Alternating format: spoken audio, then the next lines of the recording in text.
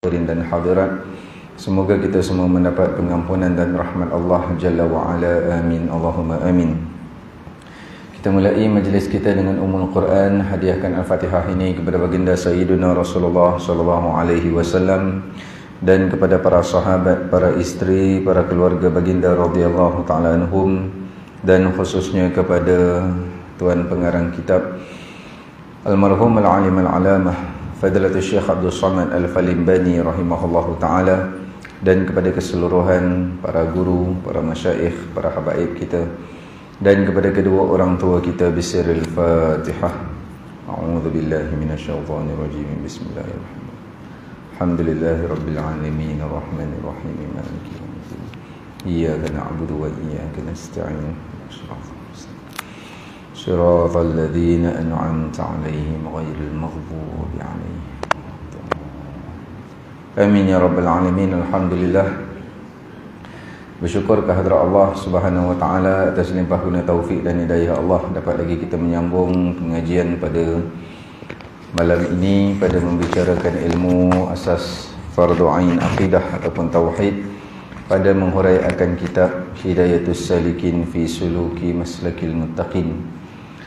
Semoga duduknya kita dalam majlis ilmu pada malam ini qabul di sisi Allah sebagai satu amal soleh yang menjadi saham di akhirat nanti insya-Allah. Kita menyambung pada perbahasan sifat 20 pada sifat yang ke-6, wahdaniyah. Kalau kitab saya ini halaman 26 baris 2 daripada atas. Sifat yang ke-6 daripada sifat 20 iaitu wahdaniyah. Bismillahirrahmanirrahim. Qala muallifu rahimahullahu ta'ala wa nafa'ana bihi wa bi'ulumihi wa barakatihi wa iyyakum fid daraini. Amin, Allahumma amin. Berkata pengarang rahimahullahu ta'ala, keenam, wahdaniyah, artinya esa. Baik, maka kita kena memahami akan sifat wahdaniyah ni, bukan sekadar tahu, bukan sekadar beriman, tetapi wajib beriman serta ilmu. Beriman berdasarkan ilmu. Baik. Maka berkenaan dengan wahdaniyah ini, wajib atas tiap-tiap orang yang baligh dan berakal bahawa mengimani yang Allah itu bersifat dengan wahdaniyah, yakni esa. Benda esa ni tidak berbilang, tidak banyak, tu esa. Esa ataupun tunggal. Tunggal, esa ataupun tunggal. Jadi esa wahdaniyah ni esa, tidak berbilang, tidak banyak. Nak faham esa macam mana tu? Allah esa. Esa kan? Esa Allah pada 3 faktor. Yang pertama, esa Allah pada zat diri dia. Yang kedua, esa Allah pada sifat. Yang ketiga, esa Allah pada perbuatan. Zat, sifat, perbuatan. Ketiga-tiga faktor ini esa pada Allah. Baik. Dan esa ini bukan harus pada akal, wajib pada akal. Mesti pada akal kita zat Allah esa. Wajib bagi akal kita zat sifat Allah esa. Wajib atau mesti. Apa beza dengan kita? Kita, zat kita yang sekarang ni satu lah, esa. Satu je diri kita ni. Tapi diri kita ni, kalau kita seorang lah, kalau kira makhluk, banyak lah. Kalau kita kira diri kita seorang ni esa dah. Tapi esa kita bukan mesti atau wajib pada akal, harus sahaja. Maksud kata, kalau Allah jadikan saya satu, seorang, boleh saja Allah nak jadikan lebih daripada satu diri saya. Ada dua diri saja. Boleh? Boleh. Harus pada akal. Kerana qudrat dan iradat Allah, kuasa dan kehendak dia. Jadi kalau pada zat Allah, diri Allah, mesti esa. Mesti esa tu mesti pada akal kita zat Allah tu esa. Wajib bagi akal kita zat Allah tu tunggal, esa. Kalau berbilang, kalau lebih daripada satu, bagaimana? Oh, Allah diri dia kalau lebih daripada satu boleh je, tapi cuma Allah tak nak. Akidah macam tu berdosa besar. Sebab kalau kita kata Allah tu tunggal, Allah tu esa, boleh je dia nak berbilangkan diri dia, cuma dia tak nak. Ini akidah ni berdosa besar. Tak boleh. Yang kita kena beriman, Allah tidak akan menyalahi sifat wahdaniyah dia. Allah tak akan membilangkan diri dia. Okay? Habis Allah kan maha kuasa, mesti dia boleh bilangkan diri dia, mesti dia boleh banyakkan diri dia. Tak. Maha kuasa Allah tu daripada sifat apa maha kuasa ni? Maha kuasa Allah daripada sifat apa? Ni belum masuk. Okey, tak apalah saya jawab. Qudrat. Sifat qudrat, maha kuasa tu. Qudrat erti kuasa. Lepas wahdaniyah kita masuk qudrat lah. Jadi maha kuasa Allah tu kait dengan sifat qudrat, kait dengan sifat kaunuhu ta'ala qadiran. Jadi kekuasaan Allah tidak terkait dengan perkara wajib. Wajib pada akal. Tidak terkait dengan perkara mustahil. Mustahil pada akal. Nah, qudrat Allah terkait dengan perkara harus sahaja. Seperti makhluk ni, harus pada akal nak jadi esa, harus pada akal nak jadi banyak. Itu makhluk. Tapi kalau Tuhan, wajib pada akal esa, mustahil pada akal berbilang. Jadi kuasa Allah, Allah dengan kuasa Allah, Allah jadikan diri dia esa. Tak. Faham ayat tu? Dengan kuasa Allah, Allah jadikan diri dia esa. Tak. Mana boleh Allah jadikan diri dia? Allah mana ada yang menjadikan dia? Gerti? Ke tak faham ni? Blur je nampak? Allah, dia tak jadikan diri dia esa. Dia tak jadikan diri dia wujud. Ambil sifat wujud, kita dah belajar kan? Allah yang mewujudkan diri dia. Boleh kata gitu? Allah yang wujudkan diri dia. Boleh kata gitu? Jawab, tanya ni. Kang berdiri kang semua. Allah yang wujudkan diri dia. Boleh? Tak boleh. Wujud tu memang sifat Allah, bukan Allah yang menjadikan diri dia. Allah mencipta diri dia, Allah mengadakan diri dia. Tak boleh. Memang sifat dia wujud, bukan Allah menjadikan diri dia, Allah yang mengesakan diri dia. Tak boleh. Jadi kudrat Allah, kekuasaan Allah, kudrat Allah tertakluk, faham, tertakluk pada terma dan syarat. Tu apa? Bahasa kita beli barang-barang, tertakluk pada terma dan syarat. Terkait kan? Jadi kudrat Allah tertakluk pada perkara harus sahaja. Perkara harus ni nak faham makhluk. Kudrat Allah terkait makhluk saja. Jadi kudrat Allah bukan mewujudkan diri Allah, mengesakan diri Allah, atau membilangkan diri Allah perkara mustahil, ataupun Allah dengan kudrat dia meniadakan diri dia, mati pula. Jadi kudrat Allah perkara wajibat. Wajibat ni wajib atau mesti pada akal tu tak ada kena-mengena dengan kudrat, dan perkara mustahil akal pun tak ada kena-mengena dengan kudrat. Kudrat ni kekuasaan Allah, kudrat dengan kaunuhu ta'ala qadiran. Begitu juga dengan sifat iradat dan kaunuhu ta'ala muridan. Kudrat iradat Allah ni, kuasa dan kehendak Allah ni kait pada benda-benda harus sahaja. Benda-benda harus ni benda makhluk. Allah nak berbilangkan makhluk boleh, Allah nak esakan makhluk tu satu pun boleh, Allah nak adakan makhluk pun boleh, Allah nak tak adakan makhluk pun boleh. Tentang diri Allah, masuk sifat wajib.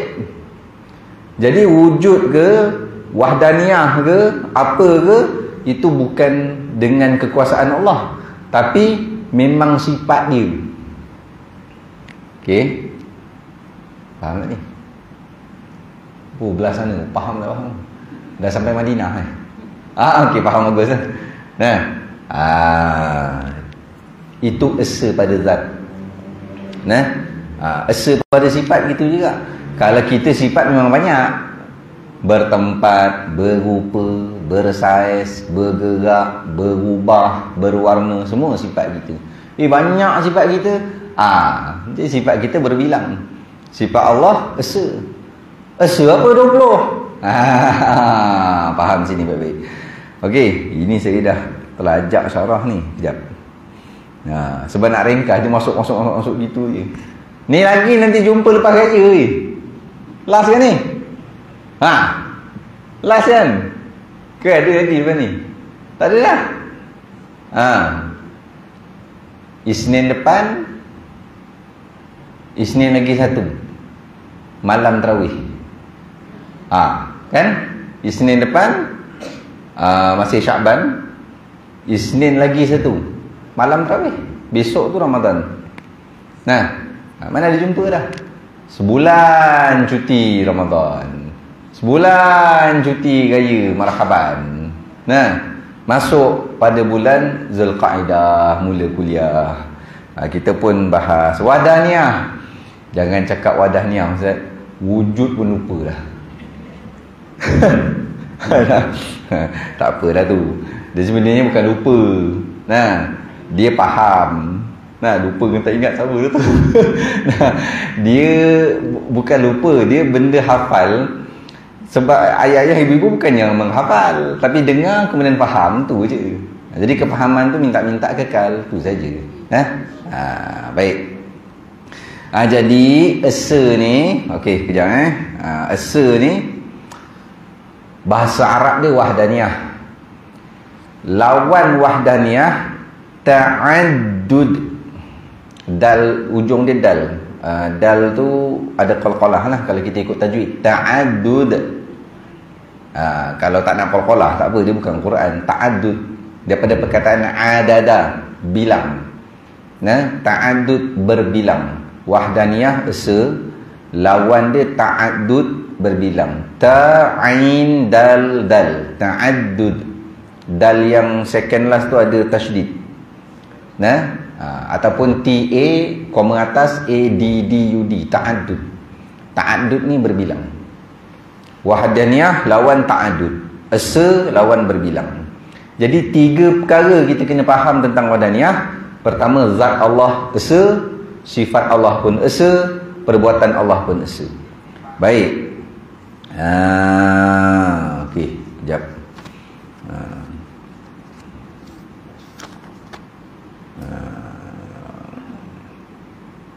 Okey, kita bahas pada esa pada zat dulu. Okey, jadi faham zat Allah esa. Dan mesti pada akal kita zat Allah tu esa. Boleh faham ayat tu? Zat Allah esa, mesti pada akal kita zat Allah esa. Okey? Kalau zat kita makhluk, zat kita esa, tiap-tiap seorang lah esa. Tiap-tiap seorang lah esa. Ke Reza ada dua sini? Tak ada. Haji Selamat ada dua sini? Tak ada. Haji, siapa nama Haji ni? Lupa. Haji Sulaiman. Haji Sulaiman ada tiga sini. Dia satu tu. Okey. Jadi diri kita ni satu. Esa lah. Tapi bukan mesti, harus sahaja. Harus pada akal. Yang ada sekarang diri kita esa. Maksud harus ni apa? Kalau Allah nak berbilangkan diri kita, boleh. Tapi Ustaz, dia nampak macam tak logik tu pada adat. Ada ke Allah cipta satu makhluk jadi dua badan? Mana ada. Tapi kalau Allah kehendak, dengan kuasa Allah boleh jadi? Boleh. Sebab makhluk ni esa harus sahaja. Tuhan tu esa wajib. Bukan wajib syarak, wajib pada akal. Okey? Kalau Tuhan berbilang, mustahil pada akal. Makhluk berbilang, harus pada akal. Makhluk esa, harus pada akal. Okey, boleh? Okey, baik. Maka esa pada zat ini, esa pada zat ini bukan sekadar diri Allah tu esa. Bukan sekadar tu. Maksud esa pada zat ni juga, zat Allah tidak muttasil dan tidak munfasil. Ni macam tajwid tu Ustaz. Bukan. Tu mat wajib dengan mat jaiz. Maksud dia, zat Allah tidak bersambung dan zat Allah tidak terputus. Zat Allah tidak bersusun dan zat Allah tidak bersepah. Kita esa kan sekarang kan? Satulah esa tiap-tiap seorang ni esa. Tapi sebenarnya kalau nak kira esa, tak esa pun. Sebab apa? Tangan kita ada berapa? 2. Mata kita ada berapa? 2. Lidah ada 1. Nah, tu tak kira lidah bercabang lagi. Kaki bohong lah. Kaki kita ada 2. Nah, dan kaki tangan tu pula ada yang berbilang, ada yang 1. Kemudian bercantum pula. Dah bercantum, bersusun pula. Tu diri kita. Itu kira luar. Dalam jantung belah mana? Kiri. Tu susun tu. Kena Allah letak jantung kat kelengkang macam mana? Cacat lah. Tak tahu hidup ke tak? Jantung belah kiri, paru-paru tengah, ulu hati tengah, usus besar, usus kecil, pembuluh darah. Paling atas sekali kulit. Bawah kulit apa benda? Daging. Dalam daging, daging tu isi ya. Dalam bawah daging, tulang. Daging menyelaputi tulang. Nah, yang menyelaputi daging, kulit. Susun tak tu? Susun. Jadi sebenarnya diri kita bukannya esa pun. Nampak esa tu pada tubuh seorang tu lah. Tapi ada bersambung-sambung, ada bersusun-susun. Nah, kemudian zat makhluk ni pula boleh bersepah. Mana? Yang mati berkecai, bersepah namanya. Hancur, mati, bersepai, berkecah, bersepah, mati.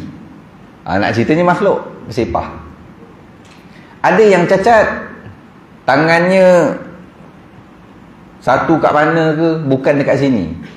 Nah, tapi jaranglah berlaku. Jadi Allah, zat dia tidak bersambung, tidak terputus, tidak bersusun, tidak bersepah, tidak normal, tidak cacat. Normal pun tidak, cacat pun tidak. Ni zat Allah. Jadi normal, cacat, bersambung, terputus, bersepah, bersusun, ni semua makhluk. Jadi bila kata Allah duduk, punggung kat mana? Belah bawah, belah atas. Bila kata Allah duduk, duduknya atas punggung. Punggung belah bawah, bersusun. Tak tahulah Allah ada berapa butir punggung. Kita 2. Nampak? Tu kan bawa persamaan. Memanglah dia tak kata punggung Allah tu, Allah duduk atas punggung. Dia tak kata gitu. Tapi bawa pada persamaan. Akidah macam tu syubhat. Akidah syubhat ni dosa besar. Jadi malam ni 10 Syaban Allah turun. Nah, turun ni pada atas ke bawah. Tu bertempat tu. Kemudian atas ke bawah tu beralih. Dan beralih tu berubah-ubah. Berubah-ubah ni sifat makhluk. Okey. Jadi tak boleh nak kata Allah ada tangan lah apa. Tangan Allah yang layak bagi Allah. Tak macam tangan makhluk. Tangan makhluk jirim. Tangan Allah yang layak bagi dia. Saya nak tanya tangan manusia dengan tangan gorila sama tak? Sama tak? Tangan manusia dengan tangan gorila sama? Sama? Tak sama. Siapa kata sama? Aku bawa pergi zoo, letak tangan gorila sebelah dia. Ustaz lain. Nah, lain. Tangan gorila, tangan kita. Nah, kalau jenis kaki 4 tak panggil tangan lah. Nah, tangan monyet, tangan gorila. Tangan monyet dengan tangan gorila lain dah. Nah, Banding dengan tangan manusia pun lain. Jadi bila kata tangan, dia tak boleh nak kata Allah punya tangan yang layak bagi Allah. Kerana bila sebut tangan ni, dia akan membawa pada persamaan dengan makhluk. Tak boleh. Sebab tu akidah salaf, 3 kurun pertama yang dekat dengan zaman Nabi, yadun itu dia tak terjemah, dia tak syarah, dia tak tafsir. Yadun. Yadun kalau terjemah Melayu tangan, kalau terjemah Inggeris hand. Nah, dia tak terjemah. Yadun tu tawakuf, diam, yang layak bagi Allah. Dah. Baca je Quran tu. Gitu. Tapi ulama khalaf kata kalau kita tak takwil, nanti masyarakat akan jadi macam was-was. Benda sebenarnya yadun ni kan terjemah. Bila terjemah tangan situ dia dah terjemah, dia takwil. Tangan tu dengan maksud kekuasaan, maha kuasa, menguasai. Nah, situ tangan Allah di atas tangan mereka, Allah menguasai mereka. Okey, alangkan bahasa bercakap kita pun kita boleh faham. Contoh saya cakap, ibu-ibu, ayah-ayah, jangan lawan saya, sebab Taman Sentosa ni dalam tangan saya. Ada yang haji yang bengong pergi kat ustaz, tengok tangan ustaz, tak nampak pun Taman Sentosa. Mepang. Maksud Taman Sentosa ni Sentosa ni dalam genggaman saya, dalam tangan saya. Maksud dia apa? Ni ayah anda kawasan ni. Kuasa je tu. Itu je boleh faham. Wahabi entah kenapa, entah payah sangat nak faham. Nak juga kata Allah tu ada tangan. Sedangkan benda macam tu bawa pada dosa besar. Kita cakap dengan anak kita, kau jangan besar kepala. Adakah kepala dia besar? Maksud dia jangan biadab. Situ. Alah, orang cakap sikit kecil hati. Adakah saiz hati dia jadi kecil? Tak, tu maksud dia terasa hati. Allah sebut yadullah. Jadi gini, dalam nak faham Quran satu ayat dengan ayat yang lain dia tak boleh bertentang. Kalau bertentang ayat tu, kita faham ayat ni Allah tak menyerupai makhluk. Tiba-tiba ayat ni cakap Allah ada tangan. Bertentang tak? Kalau kita faham zahir saja, tangan Allah di atas tangan mereka. Allah ada tangan. Ayat ni kata Allah tak menyerupai makhluk. Ni kata ada tangan. Makhluk ada tangan. Nampak berlawan tak ayat Quran tu? Nampak berlawan. Di sini yang salah bukan ayat Quran, tapi pemahaman kita. Sebab tu ditakwil. Sebab ayat Quran memang takkan bersetentang, takkan berlawan. Kerana dia mukjizat. Satu ayat dengan satu ayat dia takkan berlawanan. Dia akan sepakat.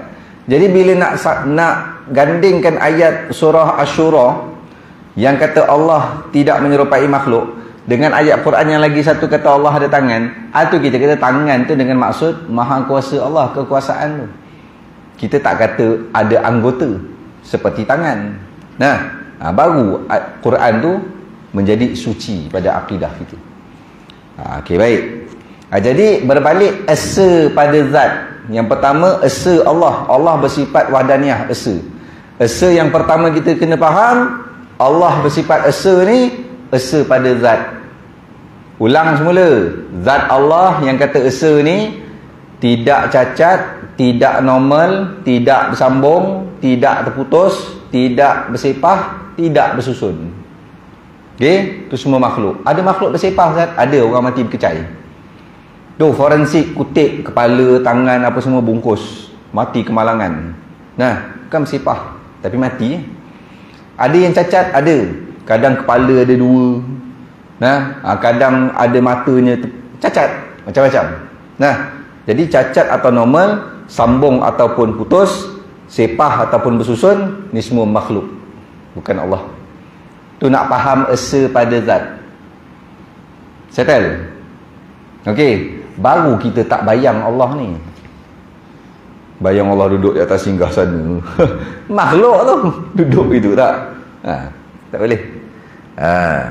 Bahasa mudah ni saya pakai bahasa sentosa Allah do not have any images. Tu bahasa sentosa tu. Ada pendatang kalau pendatang kena terjemah. Allah tidak berupa. Allah don't have any images. Allah tak berupa. Berupa makhluk. Habis kata yang tengok dalam syurga, hakikat melihat, wallahu a'lam. Tak boleh describe Allah tu. Kalau describe pula, apa describe? Menghuraikan. Kalau kita huraikan rupa Allah, bawa pada makhluk bawa pada makhluk, menyamakan dengan makhluk. Sebab makhluk ada rupa, ada bentuk, ada saiz, ada warna, bersusun. Okey, baik. Bertempat, itu semua makhluk. Okey, selesai. Saya tak syarah satu-satu ni. Kat sini dia ada sebut muttasil, munfasil. Kita tak payah pakai yang tu kan. Dia sebenarnya muttasil bersambung. Kalau dalam tajwid mad wajib muttasil ni dalam satu kalimah. Kalau munfasil daripada dua kalimah terpisah. Daripada perkataan faslun, munfasil. Jadi muttasil pun bukan, munfasil pun bukan, bersambung pun bukan, berpisah pun bukan. Itu semua makhluk. Selesai. Kemudian kita datangkan satu firman Allah. Satu firman Allah. Surah Al-Infitar. Ini belum dalil wahdaniyah lagi. Ini dalil yang kata Allah tu tidak bersambung, tak terputus, tak bersepah, tak bersusun, tak normal, tak cacat. Ini dalil dia. Surah Al-Infitar, surah ke-82, ayat ke-8. Surah Al-Infitar, surah ke-82, ayat ke-8. Ayat yang bermaksud, saya terus baca terjemah dia. Pada bentuk apa saja yang dia kehendaki, dia menyusun tubuhmu. Tak sedap pun tak baca ayat Quran. Kejap. Saya bukan hafiz. Kena buka Quran lah. Siapa hafal sini? Infitar. Ayat 8. Baca kan? Okey, baik. Allah Rabbi. Okey, baik. Surah 82. Kita ambil barakah, kita dengarkan ayat ni. Surah ke-82 ayat 8. Baik. A'udzu billahi minasyaitonir rajim. Fi ayyi suratin ma syaa rakkabak. Shadaqallahul azim. Dalam bentuk apa saja yang dikehendaki, dia yakni Allah menyusun tubuhmu. Rakkabak, murakkab, bersusun. Pernah dengar orang cakap jahil murakkab? Jahil yang bersusun-susun. Maksud bersusun tu, dia punya jahil tu sangat kemas sampai jahilnya tak boleh nak diajar. Bodohnya tak boleh nak diajar. Diajar kita balik. Tu orang panggil jahil murakkab, jahilnya bersusun.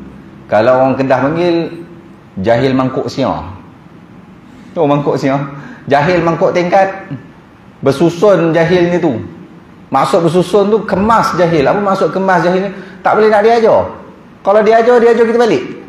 Dah lah jahil, kita ajar, diajar kita balik. Tu jahil murakkab. Wahabi jahil murakkab tak boleh nak ajar dah tu. Kalau jahil basit, jahil yang boleh diajar. Baik.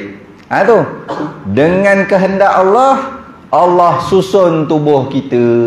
Kok mana Allah hendak? Yang kaki 4 tak ada tangan, yang ada tangan panjang 2, kaki pendek. Ada tangan panjang 2, kaki pendek. Gibbon, chimpanzee, siamang. Tu. Nak buat gizu. Ada yang jenis melompat, tu semua Allah susun ikut kehendak Allah. Allah susun tubuh kita. Kalau tengok binatang lagi takjub kita. Dengan ikannya macam-macam rupa. Monyet aja dah macam-macam rupa. Dengan gorila, orang hutan semua lain-lain rupa. Jadi kalau kita tengok pada diri kita saja, Zahirnya Allah susun dah, tangan dua atas, kaki dua bawah. Kemaluan kat mana? Kelengkang. Kalau kemaluan dibuatnya tengah leher sini, cacat lah. Boleh orang nak buat cacat, dikategorikan cacat. Cacat makhluk lah. Kalau normal, makhluk juga, bukan Tuhan. Tuhan tak normal dan tidak cacat. Normal cacat ni makhluk, bersusun bersepah makhluk, terputus bersambung makhluk. Selesai. Itu dalil di surah Al-Infitar. Allah susun tubuh kita. Habis kalau bersepah Ustaz pun Allah susun cara bersepah. Yang cacat tu bukan Allah susun, Allah susun juga. Sebab tu jangan hina orang cacat. Allah yang susun juga, tapi susun cara yang tak normal. Jadi Allah tak menyerupai makhluk. Ini maksud esa pada zat. Okey. Tidak bersambung, tidak bersambung, tidak terputus, tidak bersepah, tidak bersusun, tidak normal, tidak cacat. Baik. Selesai. Kemudian okey baik. Yang kedua, kita nak faham esa pada sifat. Esa pada zat dah faham lah. Esa pada sifat. Esa pada sifat yang kata 20 ni, mana datang 20 ni? Okey, saya nak tanya, adakah sifat Allah ni, kalau tak lulus soalan ni, ada aku ulang dulu mula kan? Tak adalah, kalau silap pun tak apa, saya betulkan. Nak tanya, adakah sifat Allah ni terhad pada 20 saja? Tidak. Ini otai ngaji ni refresh je ni. Reza tak otai, dia budak muda. Aku dia panggil otai sekali, aku muda lagi kot, dia kata. Hitam lagi tu. Belum putih lagi. Okay, baik. Jadi sifat Allah tidak terhad kepada 20 sahaja. Habis ulama sebut 20, sifat 20 ada setengah kita sebut 50. Gini. Yang 20 tu sifat wajib. Yang 50 tu combine dengan sifat Rasul. Mana datang 50? 20 sifat wajib Allah, 20 sifat mustahil Allah, 1 sifat harus Allah. 20, 21, 41. 4 sifat wajib para Rasul, 4 sifat mustahil para Rasul, 1 sifat harus para Rasul. 4, 4, 1, 9. 41 tambah 9, 50. 50 aqaidul iman, 50 simpulan iman. Tapi kalau sebut kitab sifat 20, dia bahas sifat wajib tu. Tapi bukan sifat wajib dia, ada sifat mustahil, sifat harus semua. Tapi dia memilih tajuk kitab tu sifat 20. Mana datang 20 tu? 20 tu datang daripada dijumpai jelas terang nyata dalam Quran, dalam hadis. Jadi ulama kata 20 bukan menghadkan sifat Allah, tapi 20 tu yang jelas terang nyata disebut dalam Quran dan dalam hadis, dijumpai. Bahkan sifat Allah, sifat kesempurnaan Allah tu tidak terkira. Tidak terkira. Jadi 20 yang dia dah kaji Quran, dia dah kaji hadis semua, kumpul, ada ayat-ayat yang berulang, ada sifat-sifat disebut secara berulang dalam Quran atau hadis, total kan 20. Ini yang disebut jelas terang nyata dalam Quran, dalam hadis. 20 jumlah dia. Daripada wujud sampai kaunuhu ta'ala mutakalliman. 20. Habis yang 20 mustahil tu mana datang? 20 mustahil tu yang berlawan dengan 20 wajib ni. Dia tak boleh pegang yang wajib saja. Nak kuat pegangan kita, mesti pegang yang mustahil juga. Contoh, kita buat ayat bahasa Melayu. Reza seorang lelaki, bukan perempuan. Kukuh ayat tu? Kukuh. Kalau Reza seorang lelaki, selesai lah. Semua orang faham. Bukan perempuan. Perempuan tu lawan bagi lelaki. Kukuh. Ini kaedah Allah menerangkan dalam Quran. Guna kaedah tu. Bila sebut satu perkara, Allah sebut lawan dia sekali. Supaya jelas kefahaman tu. Itu datang 20 mustahil tu. Kemudian yang satu harus tu, yang harus bagi Allah. Itu 20 tu. 20 sifat wajib. Baik. Dalam 20 sifat wajib ni, dia ada 4 kelas. Kelas nafsiyah, kelas salbiyah, kelas ma'ani, kelas maknawiyah. Kelas ni kita sebut sifat sebenarnya. Dia terpecah, 20 tu terpecah pada 4 sifat. 4 sifat tu kira kumpulan lah. Nafsiyah ada satu je, wujud. Sifat nafsiyah terkandung satu sifat je dalam dia, sifat wujud. Sifat salbiyah terkandung 5 sifat. Sifat qidam sampai wahdaniyah, 5. Kemudian sifat ma'ani, sifat qudrat sampai kalam. Sifat ke-7 sampai ke-13. Jadi kita pecah. Sifat wujud masuk sifat nafsiyah, satu je. Sifat qudrat, sifat qidam sampai wahdaniyah ada 5 kan? Qidam, baqa', mukhalafatu ta'ala lil hawadith, qiyamu ta'ala bi nafsih, wahdaniyah. 5 ni masuk sifat salbiyah. Qudrat sampai kalam 7 sifat masuk pada sifat ma'ani. Kaunuhu ta'ala qadiran sampai kaunuhu ta'ala mutakaliman 7 juga. Sifat 14 sampai 20 masuk sifat maknawiyah. Jadi nafsiyah, salbiyah, ma'ani, maknawiyah 1, 5, 7, 7. Nak buat nombor plate tak apa, kau jangan tikam pula. 1, 5, 7, 7. Cantik ni tikam, kena pula pergi umrah. Jahanam. Nah. 1, 5, 7, 7 sifat tu. Nafsiyah 1 sifat, salbiyah 5 sifat, ma'ani 7 sifat, maknawiyah 7 sifat. Dalam 20 sifat yang dikategorikan 4 ni, yang wujud pada diri Allah hanya sifat ma'ani saja, iaitu qudrat sampai kalam. Ustaz, qudrat sampai kalam 7, mana esanya?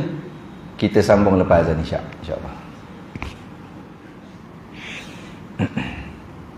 Allahumma salli ala sayyidina Muhammad wa ala alihi wa sahbihi wa barik wasallam.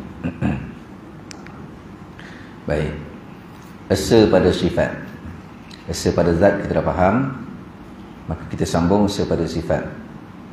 Maka ingat 20 sifat itu bukan had, bukan terhad pada Allah. Begitu juga 50 sifat itu bukan terhad pada Allah. Disebut 50 sifat kerana kita lawankan sifat wajib tu ada sifat mustahil. Kalau kira sifat tu 20 saja sifat wajib ataupun 4 saja sifat bagi para rasul, itu terjumlah tu bukan had, tapi terjumlah itu kerana yang disebut dalam Quran hadis secara jelas, nyata dan terang ada dalam Quran hadis. Maka terbilang sebagai 20 bagi Allah dan 4 bagi para rasul. Baik. Maka kalau nak tulis, saya ulang lagi sekali. Sebelah sana ada yang nulis. Nah, sini tak payah. Ni yang belah sana jangan petikai sini ni. Dia nampak lagi tu. Jangan tanya. Kan dia syarah balik kat whiteboard, sendiri tercengang. Biar dia. Nah, Ustaz sini tak, saya tu doa tau. Biar alim. Nah, okey baik. Okey, kalau yang nak nulis, dia gini, 20 sifat wajib Allah daripada wujud sampai kaunuhu ta'ala mutakalliman ni, dia terpecah pada 4 sifat. Sifat pertama nafsiyah. Nak mudah tulis, sifat nafsiyah sifat nombor 1. Sifat nombor 1 apa? Wujud. Okey, satu je. Sifat salbiyah, sifat nombor 2 sampai nombor 6. Ada 5. 2, 3, 4, 5, 6. Sifat nombor 2 sampai nombor 6. Benda sifat dia qidam sampai wahdaniyah. Jadi 5 sifat tu masuk sifat salbiyah. Sifat salbiyah ni sifat yang kedua. Sifat salbiyah nombor berapa? Nombor 2 sampai nombor 6. Qidam, baqa', mukhalafatu ta'ala li hawadith, qiyamu ta'ala bi nafsih, wahdaniyah. Sifat ma'ani nombor 7 sampai 13. Qudrat sampai kalam. Qudrat, iradat, ilmun, hayat, sama', basar, kalam. Sifat maknawiyah 14 sampai 20. Kaunuhu ta'ala qadiran, kaunuhu ta'ala muridan, kaunuhu ta'ala hayyan, kaunuhu ta'ala qudrat, iradat, kaunuhu ta'ala ilm, kaunuhu ta'ala aliman, kaunuhu ta'ala hayyan, kaunuhu ta'ala sami'an, kaunuhu ta'ala basiran, kaunuhu ta'ala mutakalliman. 14 sampai 20. Itu kategori dia. Baik.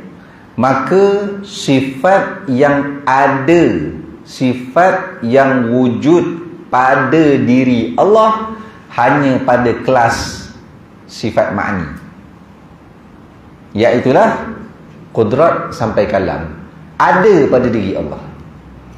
Habis nombor 1 sampai nombor 6, nombor 14 sampai 20 tak ada pada diri Allah, tapi Allah bersifat dengan sifat dia. Boleh faham? Boleh faham? Sifat selain sifat ma'ani nombor 7 sampai 13 tu, sifat ma'ani ni pendeklah sebut sifat ma'ani. Sifat qudrat, iradat, ilmu, hayat, samak, basar, kalam kan panjang nak sebut. Aku sebut je lah sifat ma'ani. Qudrat sampai kalam 7 tu. Sifat ma'ani tu ada wujud pada diri Allah. Adapun sifat nafsiyah, salbiyah dan maknawiyah nombor 1 sampai nombor 6, nombor 14 sampai 20, itu semua tak ada pada diri Allah. Hanya saja Allah bersifat dengan sifat tersebut. Contoh pada makhluk. Ajimat tinggi, boleh nampak? Tengok ajimat tinggi. Ajimat ni Imam Mat. Okey. Okay, nak panggil sini panggil ajimat lah. Okeylah, hajimat tinggi. Tengok ajimat tinggi, boleh nampak? Boleh nampak? Tinggi orang dia. Nak sebut Haji Ibrahim pula. Haji Manap. Ada Haji Manap sini? Tak ada. Haji Manap rendang pendek orang dia. Boleh nampak kalau tengok? Ke tak nampak? Mana pendek? Buta. Haji Manap orangnya pendek. Boleh nampak? Rendah. Boleh nampak kan? Rendah. Haji Mat tinggi. Haji Manap rendah. Haji Din. Tak nak Haji lah. Hajah Maryam. Tak ada Hajah Maryam gemuk. Boleh nampak? Boleh kita kata gemuk? Boleh? Boleh tak boleh ni? Boleh nampak gemuk.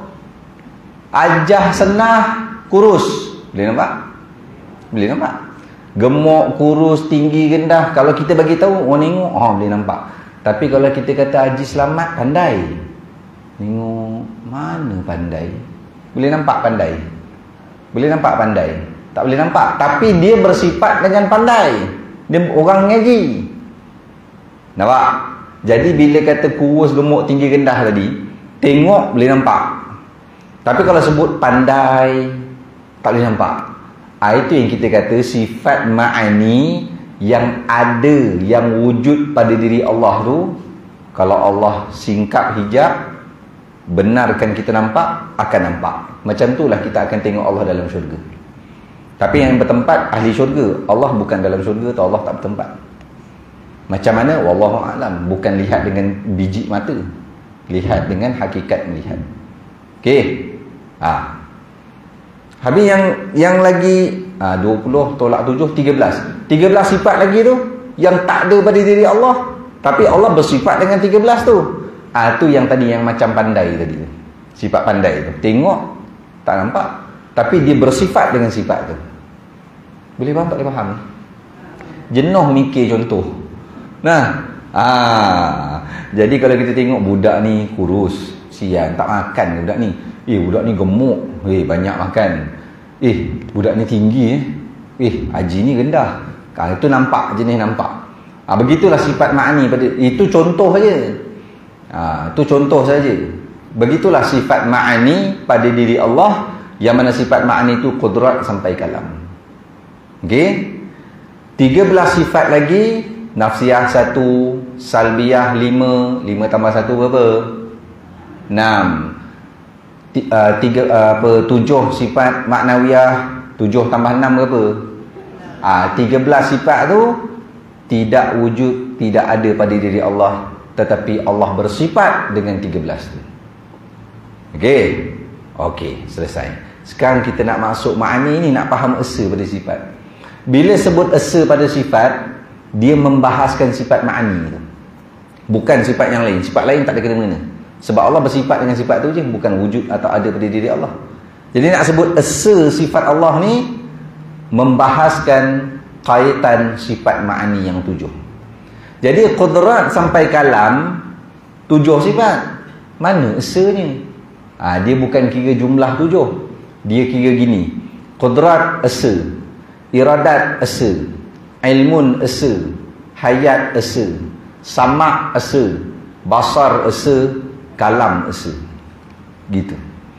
Dia bukan qudrat ada 5, iradat dia lebih kurang ada 1 juta. Ilmun ada 3.6 trilion. Banyaknya ilmun. Sama ada 4. Basar ada 10. Tu berbilang. Nah, maka qudrat sampai kalam, tiap-tiap satu tu semua esa. Itu maksud esa pada sifat. Qudrat, iradat, ilmun, hayat, sama, basar, kalam, tiap-tiap satu 7 ni, tiap-tiap satu esa. Okey? Sebab tu bila masuk pada kalam yang last, qudrat, iradat, ilmun, hayat, sama, basar, kalam, kalam esa. Quran ada 6,666 perkataan. Kalimah, betul? Kalimah ke ayat? Kalimah kan? 6,666. Setengah pandangan Ahlul Qura, 6,236 perkataan. Nah, berbilang tak tu? Berbilang. Habis macam mana kalam? Tu saya kata. Dalam bab sifat kalam Allah, yang kita baca Quran ni, berhuruf, bersuara. Berhuruf, bersuara. Bersusun. Ada mula, ada tengah, ada akhir. Nah, ada permulaan, ada penghabisan. Kalam Allah yang kita baca ni, yang diambil dari lisan Rasulullah SAW sampai pada para sahabat, para tabi'in, para ulama, sampai ke kita. Kita ambil daripada guru ngaji kita lah. Nah, Quran kalam Allah, tapi bukan hakikat kalam Allah. Hakikat kalam Allah, kan kata kalam tadi sifat Allah kan?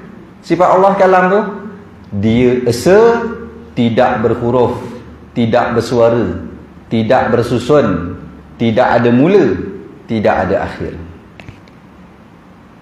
Dah kalau kita nak ambil secara hakikat, macam mana nak baca? Tak boleh baca kita. Dah. Jadi yang kita baca ni kalam Allah, jangan kata bukan pula. Quran yang kita baca ni kalam Allah, tetapi kita mengetahui, membaca, mengeja, ini diambil daripada lisan Rasulullah sallallahu alaihi wasallam. Kalau memang ambil yang secara hakikat kalam Allah, nak dengar macam mana kalau tak bersuara? Allah ada suara. Wa man yattaqillaha ja'al lahu. Ada suara. Sama dengan makhluk? Sama. Bersuara sama dengan makhluk? Sama. Berhuruf sama dengan makhluk? Sama. Bersusun, alhamdulillahi rabbil alamin. Ada mula, ada akhir. Sama dengan makhluk? Sama. Sebab tu kita kata itu bukan hakikat kalam Allah yang macam mana Nabi dengar. Nabi tak dengar macam mana yang Nabi baca. Ini setakat yang kita nak beriman saja. Jangan korek dalam lagi, kan gilisin. Nah, baik, sebut lagi sekali sebagai penutup sebelum kita jumpa lepas Syawal. Baik, bila sebut, ya ingat esa pada sifat ni terkait dengan sifat ma'ani, qudrat sampai kalam, tiap-tiap satu tu esa. Okey, selesai dah. Tapi nak sentuh kalam tu, sifat kalam esa.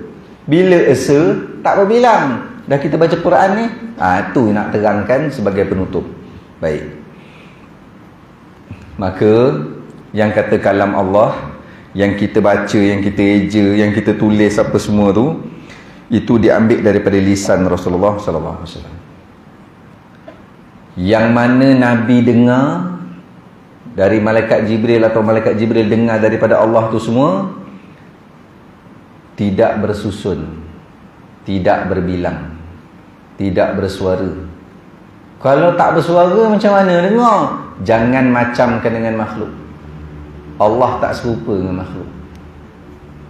Kita kalau tak ada suara macam mana nak dengar, betul? Tu makhluk, bukan Allah. Nah, ini perbahasan kalam, sifat kalam. Nah, tidak berhuruf, tidak bersuara. Sekarang bengong nanti. Macam mana Jangan anggap Allah macam kita. Kita tak boleh dengar kalau tak ada suara.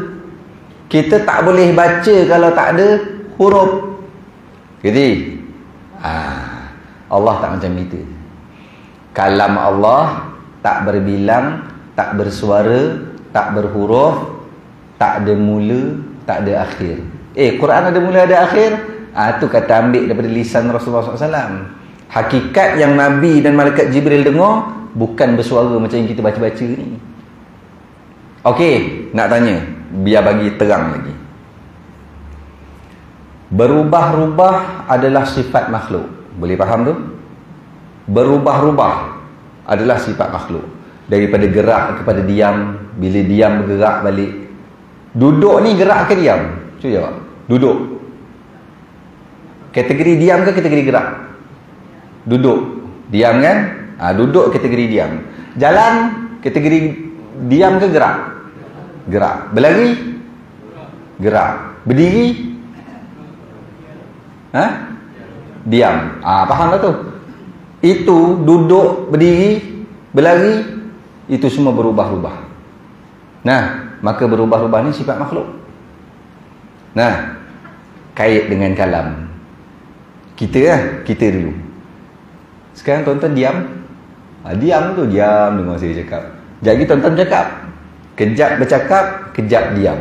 Kejap diam, kejap bercakap. Kan saya habis bercakap, saya diam lah. Ke saya cakap sampai dengan kereta? Gila ke? Nah, diam dan bercakap ni berubah-ubah? Berubah-ubah? Berubah-ubah tak? Makhluk. Adakah Allah kalam dia terhad pada 6,666 saja?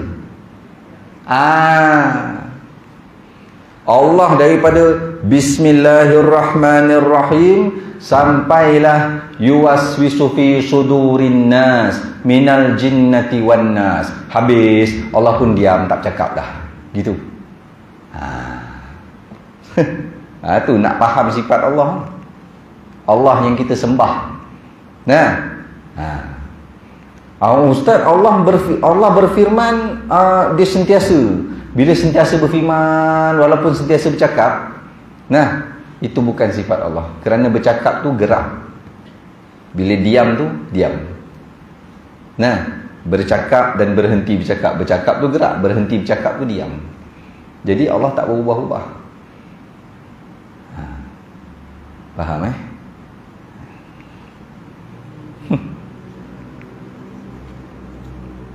ni nak faham ni, yang kita sujud, yang kita rukuk tu, yang kita sembah tu Allah.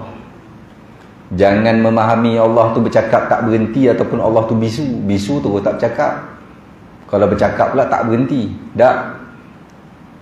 Yang kata kalam Allah tu tidak ada suara, tidak ada huruf, tiada mula, tiada akhir. Bila ada mula ada akhir ni makhluk. Dan kalam Allah tidak berubah-ubah. Nah, bila ada mula ada akhir dan bersusun kalam Allah, boleh kira. Yang boleh kira ni, ini bukan hakikat kalam Allah tu, tapi dia tetap kalam Allah seperti yang kita ambil daripada Rasulullah SAW. Ustaz, macam mana nak jernihkan? Mudah saja. Kalam Allah tak menyerupai kalam makhluk. Mudah. Bersusun kalam makhluk. Ada mula kalam makhluk. Ada akhir kalam makhluk. Berhuruf kalam makhluk. Bersuara kalam makhluk. Bahasa katak siapa faham? Ong, kalam makhluk. Bahasa ayam kalam makhluk. Itu bahasa binatang. Nah, dia bercakap sama dia. Okey? Faham situ. Jadi tetap kita baca kalam Allah, 1 huruf 10 pahala, tetap kita baca Quran. Jangan dibayang ginilah agaknya Nabi dengar suara Allah tu bawa dosa besar. Nah, memang Nabi kata Nabi ambil wahyu, tapi yang bagaimana Nabi dengar, itu hakikat kalam.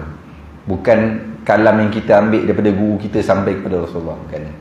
Nah, jangan kita bayang masa Nabi sakit tu turun firman Allah, qul a'udzu birabbil falaq min syarri ma khalaq. Gitulah Nabi dengar suara Allah, berdosa besar akidah gitu.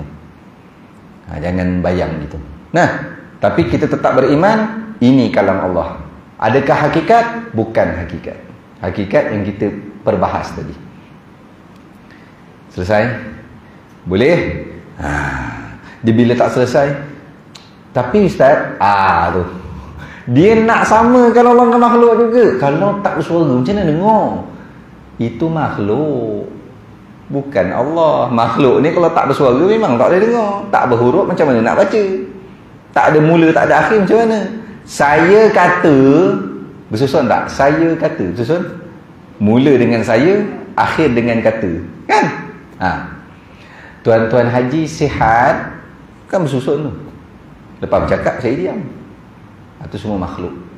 Okey? Baik. Wallahu a'lam bissawab. Maka Allah itu laisa kamitslihi syai', tidak menyerupai walau satu makhluknya. Sesungguhnya perkataan-perkataan yang bersusun, yang ada mula, yang ada akhir, yang bersuara, yang berhuruf, bahkan yang berlagu, yang bersusun, itu semua sifat makhluk, bukan sifat Allah. Kalam makhluk, bukan kalam Allah. Maka yang Nabi dengar dan malaikat Jibril dengar, wallahu a'lam, yang layak bagi Allah, bukan seperti kita dengar suara makhluk-makhluk yang lain. Bes. Nanti kita jumpa lepas raya, insya-Allah. Takat tu je. Takat tu je. Cari lagi kalau betul gurunya boleh faham, insya-Allah. Tapi ikut pada kefarduan fardu ain yang wajib atas kita, tara ni je. Siapa yang tak tahu lebih daripada ni tidak berdosa. Kalau ambil tahu juga dengan guru yang benar, sunat. Okey. Wallahu a'lam bissawab. Saya macam takut je nak tinggalkan tuan-tuan ni. Tuan-tuan ni okey tak ni? Alhamdulillah. Nanti sujud nanti, ya Allah, terima kasih Engkau kurniakan ilmu ya Allah pada aku.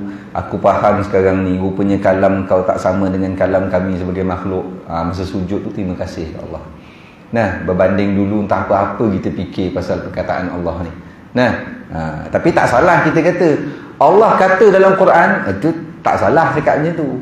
Bukan kita samakan Allah bercakap pada suara macam kita. Memang itu kalam Allah, tapi yang bukan hakikat. Jadi cukup sekadar tu.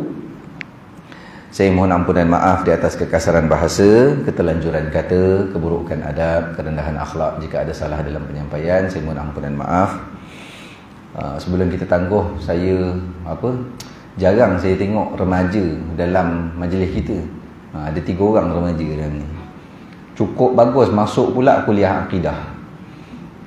Sebab remaja kalau dia pelapis kita, kalau tak betul akidah dia dan dia mentadbir negara sekejap lagi, tu kita bimbang. Macam kita ni dah dewasa, ada yang dah umur-umur dah masuk pada umur yang, yelah, Nabi kata umur yang dah sampai masa dia, khair lah, banyak dah kita belajar. Tapi remaja-remaja hari ni kadang-kadang ada yang 2 bahaya dia. Sama ada dia terus tak belajar, tak ambil tahu tentang akidah dia, pegangan iman dia, atau dia ambil tahu tapi salah pula gurunya. Jadilah akidah Mu'tazilah, jadilah akidah Wahabi Salafi, jadilah akidah Jabariyah dan seumpamanya. Tu bila takdir masuk sini, tanta dia dengar, ustaz ni cakap gini, aku rasa macam nak belajar sifat 20. Contoh, kerti. Dia tak mesti nampak orang belajar sifat 20 berjubah. Dia pakai jersey datang, tak ada masalah. Pakai jersey, pakai macam itu, tapi pegang Allah tu dengan keimanan yang betul. Jubah, kopiah, akidah Allah kat langit. Berat. Baik. Jadi cukup sekadar tu. Kita tangguh majlis kita dengan kafaratul majlis dan suratul Asr. Subhanakallahumma wa bihamdika asyhadu an la ilaha illa anta astaghfiruka wa atubu ilaik. Faghfirli wa tub alayya innaka antat tawwabul ghafur la yaghfiru dhunuba illa anta. Bismillahirrahmanirrahim. Al 'asri innal insana lafi khusr illa alladhina amanu wa 'amilus shalihat wa tawassaw bil haqqi wa tawassaw bis sabr. Bismillahirrahmanirrahim. Alhamdulillahirabbil alamin wassalatu wassalamu ala asyrafil anbiya'i wal mursalin wa ala alihi wa sahbihi ajma'in. Allahumma anfa'na bima 'allamtana wa 'allimna ma yanfa'una wa zidna 'ilma warzuqna fahman sahiha. Allahumma shrah bil Qur'anil 'azim sudurana wa yassir bihi umurana wa 'azzim bihi ujurana wa wasi' bihi arzaqana wa hassin bihi akhlaqana wa nawwir bihi qulubana wa quburana wa qubur abaina ya rabbal alamin. Allahumma faqihna fid din wa 'allimna ta'wil wahdina shiratakal mustaqim. Allahumma arzuqna mutaba'atan nabi sallallahu alaihi wasallam awwalan wa akhiran wa zahiran wa batinan wa qawlan wa fi'lan wa ibadatan mutaqabbal. Allahumma barik lana fi sya'bana wa balighna ramadan fi khairin wa lutfin wa afiyah ya arhamar rahimin. Wa sallallahu ala sayyidina Muhammad wa ala alihi wa sahbihi wa baraka wa sallam. Walhamdulillahirabbil alamin. Taqabbalallahu minkum minna wa minkum taqabbal ya karim.